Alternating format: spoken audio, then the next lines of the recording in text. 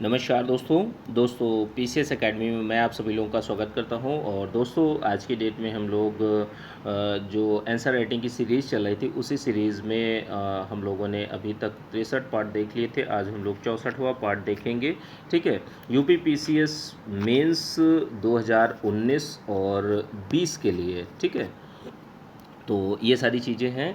और आज का जो प्रश्न है वो जीएस थर्ड पेपर का प्रश्न है। प्रश्न संख्या 127 है और 125 शब्दों में इस प्रश्न को आप लोगों को बहुत अच्छी तरीके से लिखना है। लिखने से पहले कुछ सावधानियों को ध्यान में रखना है कि जैसे जो ग्रामर की गलतियां हैं वो आपसे नहीं होनी चाहिए।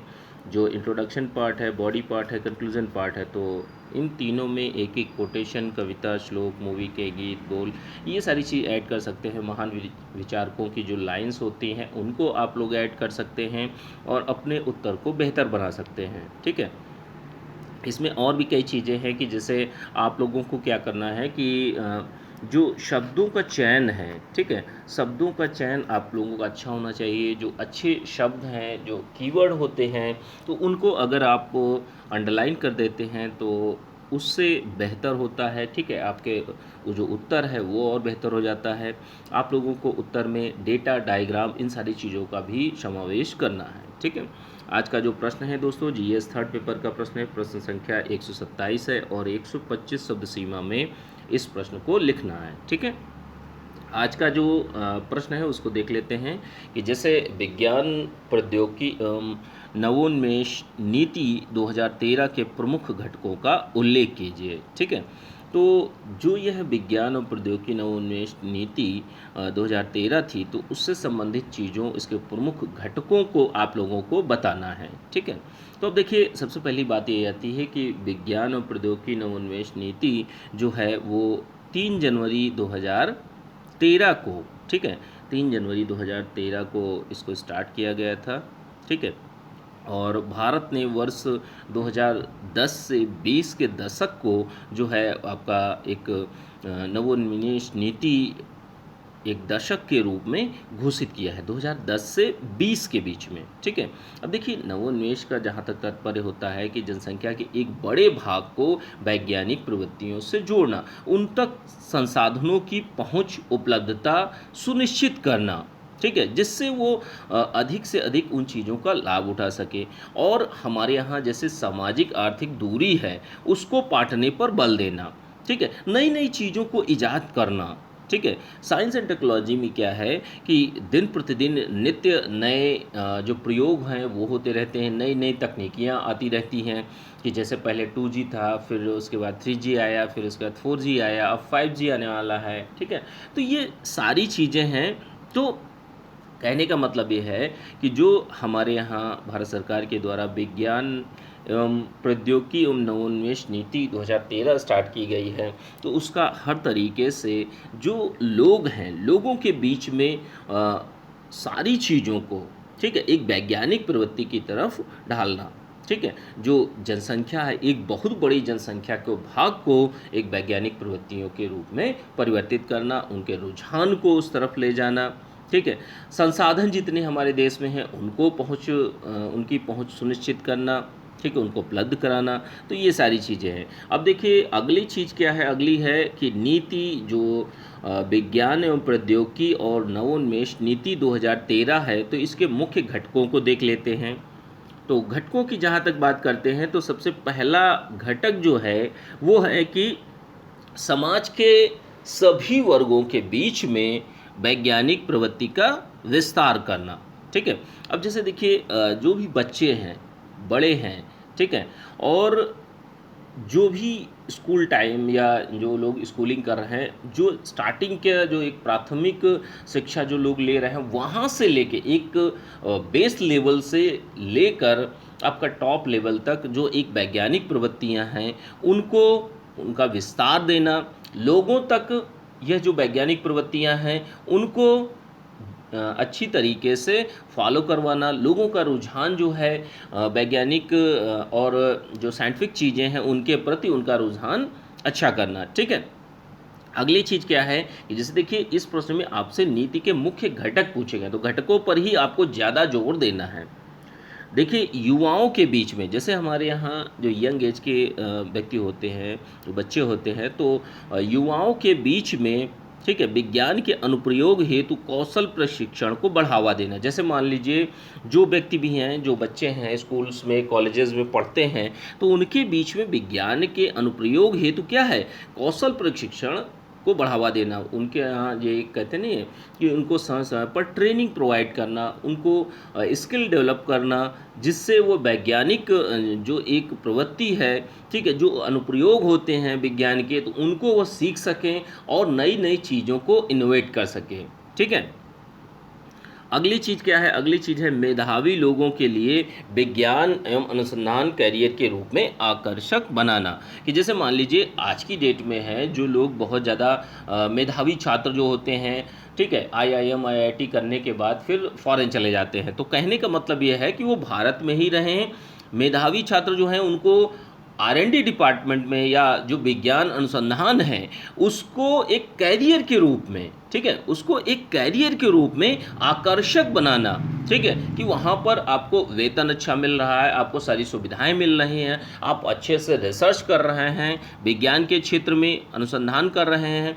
तो इन सारी प्रवृत्तियों को आगे बढ़ाना, इनका विस्तार करना, लोगों में जो मेधावी छात्र हैं, ठीक है, तो उनमें ये चीज़ें फॉलो करवाना और अच्छे से जो कैरियर के रूप में उनको किस तरीके से विज्ञान क्षेत्र में वह किस तरीके से कैरियर बना सकते हैं, नई नई चीज़ों को क्रिएट कर सकते हैं, इनोवेट कर सकते हैं, तो इन चीज़ों को विकसित करना। अगली चीज़ क्या है कि जैसे हमारे यहाँ अनुसंधान विकास हेतु एक विश्व स्तरीय संरचना स्थापित करना। तो देखिए हमारे यहाँ जो विज्ञान और प्रौद्योगिकी नवोन्मेष नीति 2013 है, ठीक है, तो इसका एक और लक्ष्य भी है, ये एक घटक भी है कि अनुसंधान यानी रिसर्च एंड डेवलपमेंट को इस स्तर का बना। जैसे हमारे यहाँ एक बस्ती प्रणाली के तहत बजट में इसका जो रिसर्च है, रिसर्च के लिए इतना ज़्यादा कोई ध्यान नहीं देता, कि एज अ करियर कोई लेता भी नहीं, क्योंकि ये अधिक लाभकारी नहीं माना जाता, क्योंकि इसमें पैसा उतना अच्छा नहीं मिलता।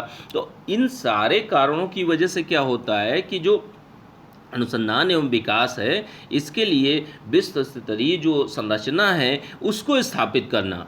ठीक है, कि जैसे वर्ल्ड लेवल पर जितने भी आर&डी डिपार्टमेंट्स हैं, ठीक है, रिसर्च एंड डेवलपमेंट की जितनी भी संस्थाएं हैं, उन स्तरों को पाना, कि जैसे वर्ल्ड लेवल पर जितनी सुविधाएं दी जाती हैं, जो बड़े बड़े अनुसंधान केंद्र हैं, उनके अनुसार भारत में भी ऐसी अवसंरचना का विकास करना। और क्या है कि जैसे वर्ष 2020 तक भारत को विश्व के 5 वैज्ञानिक शक्तियों में स्थान दिलाना। कि जैसे 2020 तक का लक्ष्य रखा गया है कि भारत को विश्व की 5 वैज्ञानिक शक्तियों में स्थान दिलाना। अगला क्या है कि अनुसंधान और विकास में निजी क्षेत्र की भागीदारी को भी बढ़ाना। कि जैसे देखिए प्राइवेट सेक्टर को भी जो विज्ञान और प्रौद्योगिकी का जो अनुसंधान होता है, तो उसमें निजी भागीदारी को भी बढ़ाना बहुत ज़्यादा ज़रूरी है, क्योंकि देखिए कहीं ना कहीं वित्त की आवश्यकता पड़ती है, और अगर निजी भागीदारी अगर होगी तो चीज़ें और भी बेहतर ढंग से की जा सकती हैं।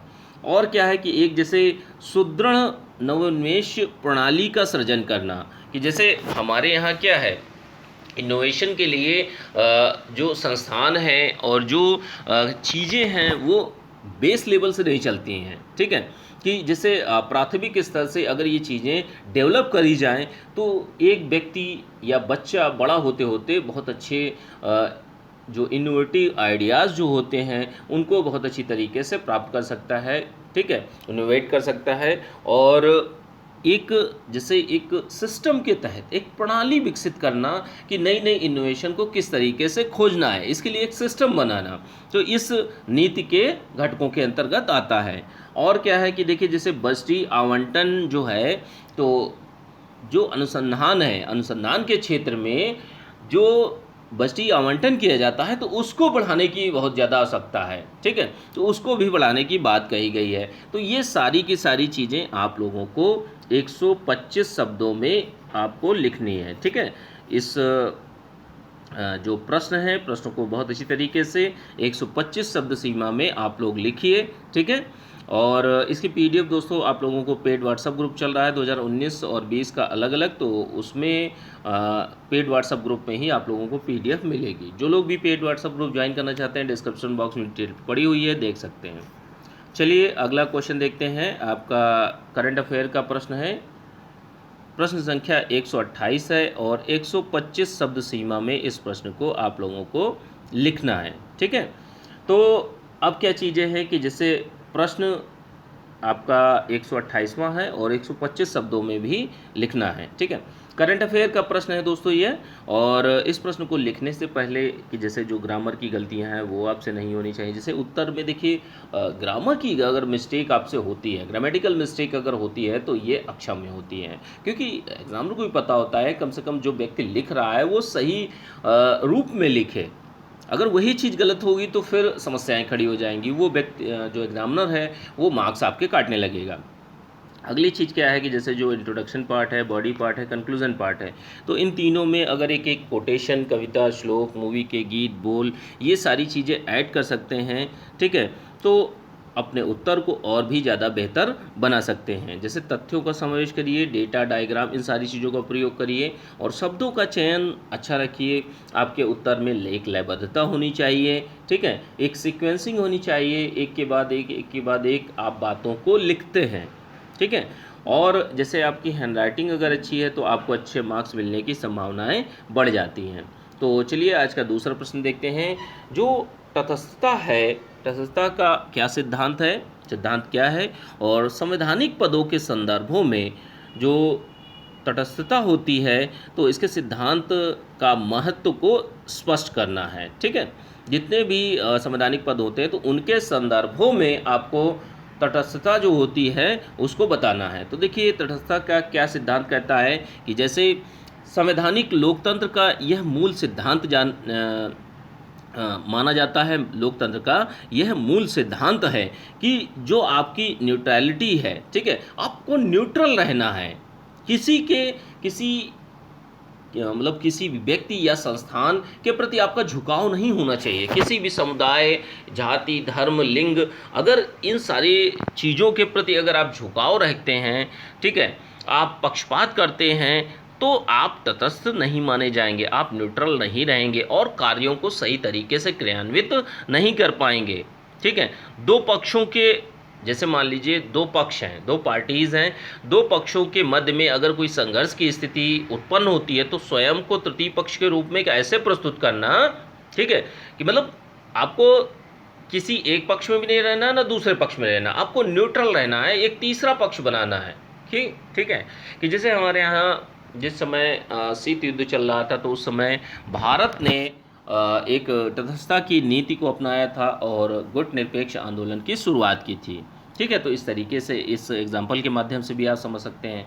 अब देखिए संवैधानिक पदों के संदर्भ में तटस्थता के कौन कौन से सिद्धांत हैं।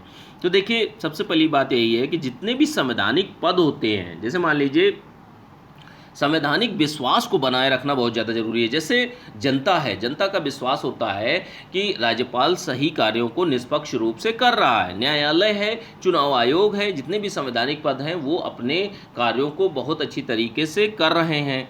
ठीक है, तो भाई कहीं ना कहीं जनता का विश्वास जो संवैधानिक पद हैं उन पर बना हुआ है। अब आज की डेट में अगर वर्तमान में न्यायालय पक्ष लेने लगे सरकार का, ठीक है, राज्यपाल तो कहा भी जाता है कि केंद्र का एजेंट कहा जाता है, ठीक है, और चुनाव आयोग जो है, अगर इलेक्शन कमीशन अगर निष्पक्ष ना हो, पक्षपात करने लगे जो भी सत्तारूढ़ दल है, तो ऐसे स्थिति में क्या है, लोगों का विश्वास जो होगा संवैधानिक पद से उठता चला जाएगा। और इसके लिए तटस्थता जो है, न्यूट्रलिटी जो है, वो बहुत ही ज़्यादा जरूरी है। राजनीतिक निष्पक्षता को सुनिश्चित करता है आपका तटस्थता का सिद्धांत।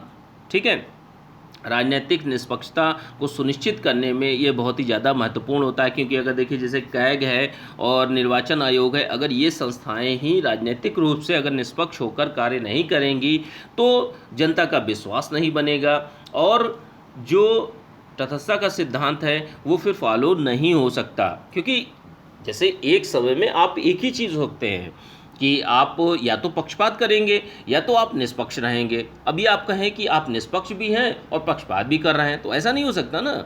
आप एक ही माने जाएंगे, या तो पक्षपाती हैं या तो आप निष्पक्ष हैं।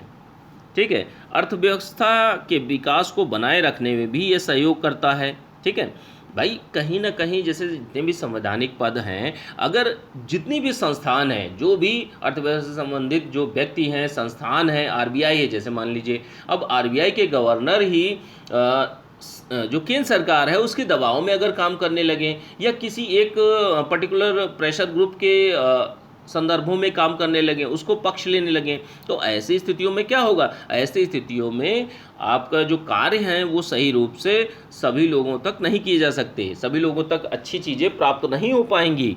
ठीक है। और जो सुविधाएं हैं, जैसे आरबीआई जो भी चीज़ें करती है, तो उनके कार्य ठीक प्रकार से नहीं होंगे। अगर वो तटस्थता के साथ में कार्य करेगा तो सारी चीज़ें सही रूप में अच्छे से होंगी। और क्या है कि जैसे शासन में निरंतरता और कार्यपालिका पर नियंत्रण रखने में सहायक होता है। जैसे मान लीजिए तटस्थता का सिद्धांत जो है कि अगर आप निष्पक्ष हैं, ठीक है, आप किसी के साथ में पक्षपात नहीं करते हैं, आपका झुकाव जो है किसी के प्रति नहीं है, तो जो कार्यपालिका है, ठीक है, निरंतरता और कार्यपालिका पर नियंत्रण रखने में भी सहायक होता है। कि जैसे जो लोकसभा राज्यसभा के अध्यक्ष होते हैं, राज्यपाल हैं, सरकार को जो एक स्टेबिलिटी होती है, सरकार को स्थायित्व को बढ़ाना, ठीक है, सरकार के विभिन्न अंगों में समन्वय स्थापित करना, तो ये सारे के सारे कार्य किस स्वरूप में होते हैं? ये सारे के सारे कार्य इसी स्वरूप में होते हैं। ठीक है।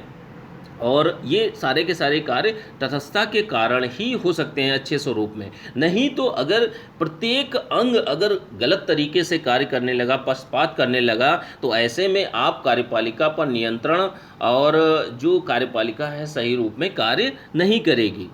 और क्या चीज़ है कि जैसे निष्पक्ष निर्वाचन प्रणाली लोकतंत्र को सुदृढ़ बनाना। तो अब अगर हमारे यहाँ जो निष्पक्ष निर्वाचन प्रणाली है, तटस्थ निर्वाचन प्रणाली है, तभी आप एक सुदृढ़ लोकतंत्र को बना सकते हैं। अन्यथा जो लोकतंत्र है फिर लोकतंत्र कहा ही नहीं जाएगा, क्योंकि लोगों के साथ में अगर अन्याय होने लगेगा, लोगों के साथ में अगर गलत कार्य होने लगेंगे, निष्पक्ष रूप से निर्वाचन प्रणाली कार्य नहीं करेगी, तो जो गलत व्यक्ति हैं, जो सरकार के नुमाइंदे हैं, वो आगे बढ़ेंगे और जो अच्छा व्यक्ति होगा वो आगे नहीं बढ़ेगा।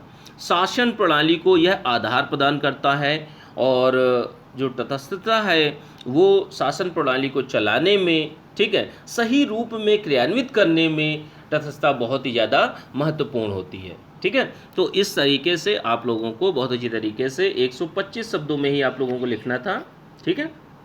125 शब्दों में इस प्रश्न को आप लोग बहुत अच्छी तरीके से लिखिए। ठीक है। और जो आंसर राइटिंग है दोस्तों आप लोग करते रहिए। इसकी पीडीएफ आप लोगों को पेड व्हाट्सएप ग्रुप चल रहा है तो उसी में मिलेगी। पेड व्हाट्सएप ग्रुप ज्वाइन करने के लिए आप लोग डिस्क्रिप्शन बॉक्स में डिटेल को चेक कर सकते हैं, या तो इस नंबर पर मैसेज कर सकते हैं। ठीक है, चलिए ठीक है, थैंक यू देखने के लिए।